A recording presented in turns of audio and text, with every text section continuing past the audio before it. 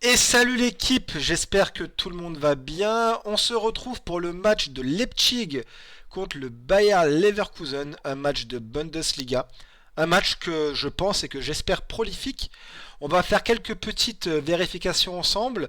Moi, je pars sur les deux équipes marques pour ce match-là. En duel face à face, c'est pas ce qui va nous intéresser le plus parce que il y a toujours des contextes qu'il faut vraiment prendre en compte.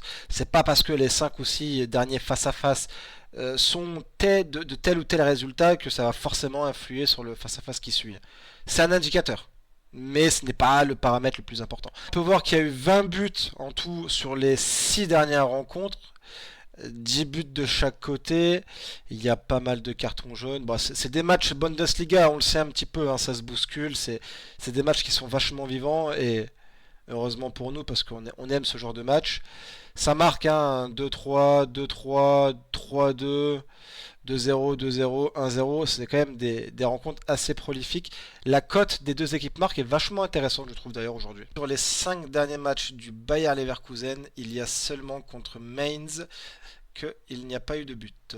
Mais sinon, ouais, ça marque. Ça marque 5-1, 2-3. Alors, si Fribourg a marqué un but à l'extérieur contre le Bayer Leverkusen, je peux vous assurer que tout le monde va pouvoir marquer. On retrouve dans les caractéristiques des équipes les points forts et les points faibles de chacun. Donc, les points forts du RB Leipzig, ils ont mis uniquement les contre-attaques. Bon, je suis assez peu d'accord. Il y a quand même d'autres points forts que celui-ci, et heureusement pour eux.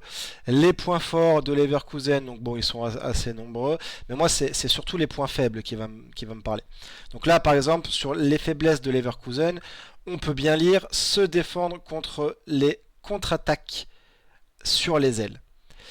Et moi, ce qui me parle avec Leipzig, c'est que sur l'aile gauche, c'est une équipe avec Openda, avec Xavi Simons, tout ça. C'est une équipe qui joue vachement sur l'aile gauche. Et quand tu sais que c'est une équipe Leverkusen qui a du mal à défendre sur les ailes, on parle pas que de la contre-attaque, on parle d'une contre-attaque sur les ailes. Puis de faire une petite vérification, tout simplement, prendre un petit peu les joueurs offensifs. On prend Poulsen, celui-là aussi, Openda, Simon. Voilà. Là on voit vraiment, c'est flagrant. C'est une équipe qui a touché 132 ballons sur l'aile gauche. Sur un total de sur 656 ballons, à ces 4 joueurs-là, ils ont touché à eux 4 132 ballons sur le côté gauche. En appuyant un petit peu plus,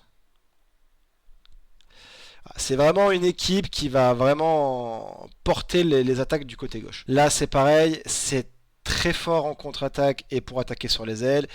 Et toujours pareil, empêcher les adversaires de se créer des occasions, c'est un problème. Et éviter les erreurs individuelles, c'est un problème aussi. Statistiques, les derniers matchs, leur façon de jouer, leurs points forts et leurs points faibles, et la cote actuelle de ce pronostic-là, je pense qu'on peut aisément partir sur ce style de pronostic.